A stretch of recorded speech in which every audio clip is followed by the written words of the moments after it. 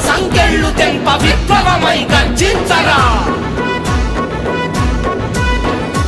ఉడుకుతోంది ఉక్కు నరం, ఉరుముతోంది హక్కుగళం. ఉడుకుతోంది ఉక్కు నరం, ఉరుముతోంది హక్కుగళం. సామాన్యుడి నిశ్శబ్దం బద్దలైతే మహోద్యమం. జనసేనొక పోరాటం, మార్పు కొరకు